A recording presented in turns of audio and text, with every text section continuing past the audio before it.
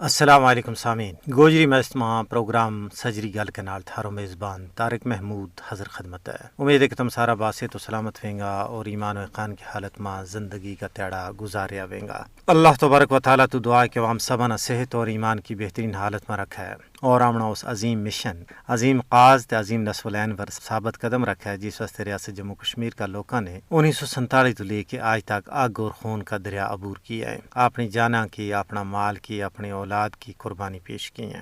سامعین محترم، یہ شہادتوں اور عظیمتوں کو سفر بدستور جاری ہے اور اس وقت توڑی جاری رہ گو جب تک ریاست جموں کشمیر بھارت کا پنجہ استبداد تو آزاد نہیں ہو جاتی، جب تک مسلمانانہ سکھ کو سا لین کو موقع فراہم نہیں ہوتا۔ تو پتہ ہے کہ نہ صرف مقبوضہ ریاست جموں کشمیر بلکہ پورا بھارت کا شرق و غرب اور طول و عرض میں مسلمان انتہائی مشکلات اور مصائب کو شکار ہیں۔ مسلمانوں کی مسجد اور مذہبی مقامات ہندوتوا طاقتوں کی زد مائیں، مسجدانہ شہید کرن کو مقصد مندراں واسطے رستو بنان ہوا ہے، مسجدانہ مسمار کرنو بھارت کی بدتی ہوئی انتہا پسندی نہ عالمی برادری کے سامنے بے نقاب کرنو ہے۔ بابری مسجد کی شہادت RSS کا زہریلا ہندوتوا ایجنڈا کو کھلو ثبوت ہے۔ مودی کی قیادت میں ہندوستان ایک فاشسٹ ملک بن چکے ہوئے ہے۔ RSS کو ہندوتوا نظریو نہ صرف کشمیر بلکہ پورا ہندوستان میں مسلمانوں واسطے مچ بڑو خطرو ہے۔ مودی کا ہندوستان میں ہندوتوا کا کارکنوں کی طرف مسلمانوں نہ مسلسل نشانوں بنائے جا رہے ہے۔ مودی کا دور میں ہندوستان میں مسلم مخالف جذبات میں پارو باد ہوئے ہے۔ اس تو صاف ظاہر ہے کہ RSS کی پاڑی ہوئی BJP حکومت ہندوستان میں ہندو بالادستی نہ کھل کے فروغ دے رہی ہے۔